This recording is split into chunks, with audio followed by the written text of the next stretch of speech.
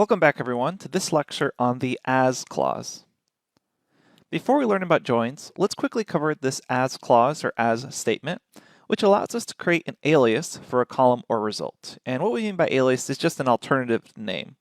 Let's see the example syntax for this. This is actually quite simple. Instead of just selecting a column from a table, we say select column as, and then we decide on a new name to display in the data output. We can also use this on functions on a column. So we can say something like select column and then have that, instead of displaying as sum of that column in the data output, instead have it display as new name. Let's see some examples. So this is the way it classically works, where we say select customer ID from payment. And notice that the column name is the same in the data output below. We see customer underscore ID. Now let's see what happens if we were to use the as statement. So here we're saying select amount as rental price from payment. So notice here, instead of having the output reported as the amount column, instead we decided to give it an alias or rename it as rental underscore price. And maybe this will be easier for some other analysts to read when we actually show them our SQL query results. So really here, it's just for readability on the data output.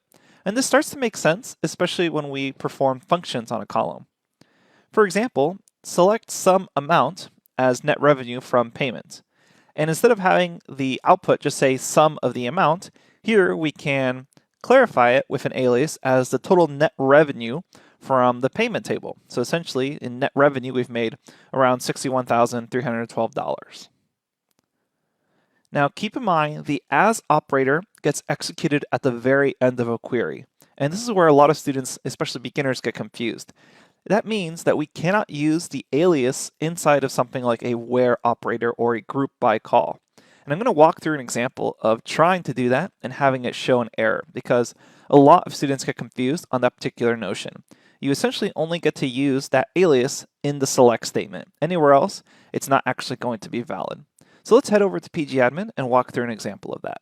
Okay, here I am at my query editor. What I'm going to do is say select, and we're actually going to say count the amount from the payment column.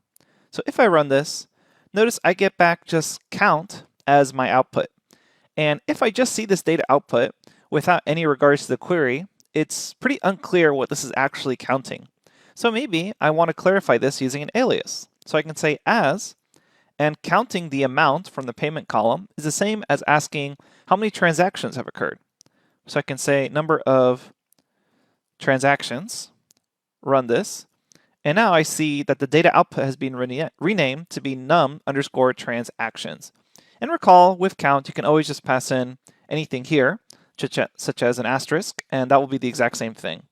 So here, saying count asterisk as num transactions from payment, using this alias, it makes it quite clear what the data output is actually showing us.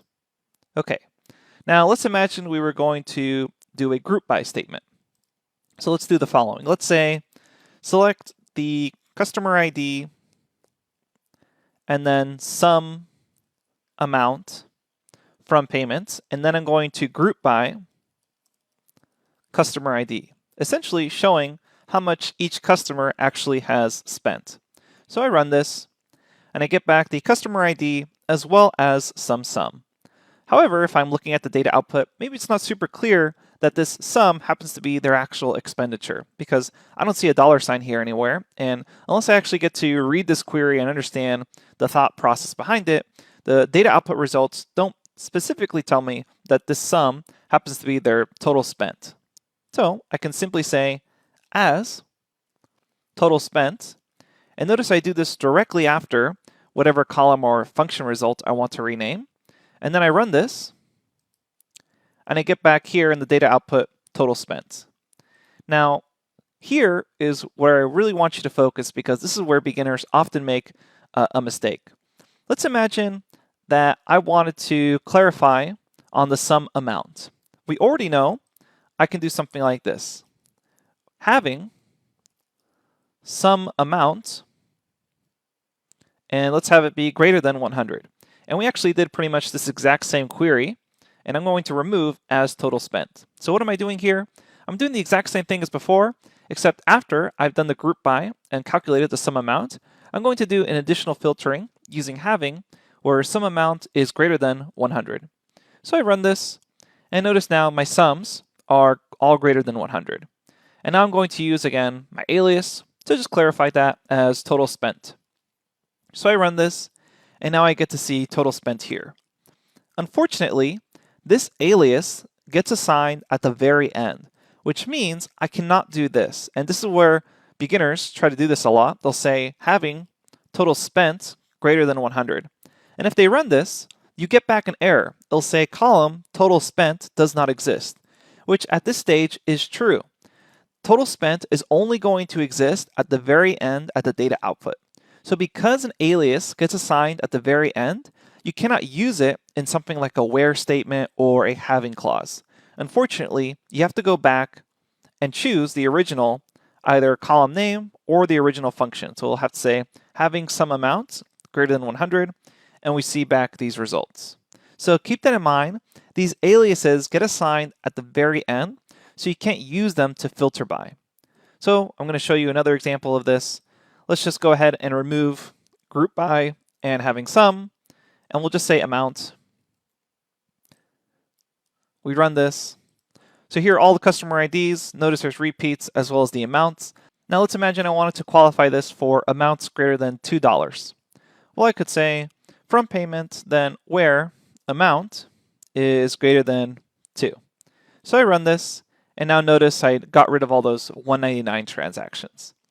Now if I happen to use an alias on amounts, so we'll say as new name, I run this, notice new name is now in the data output.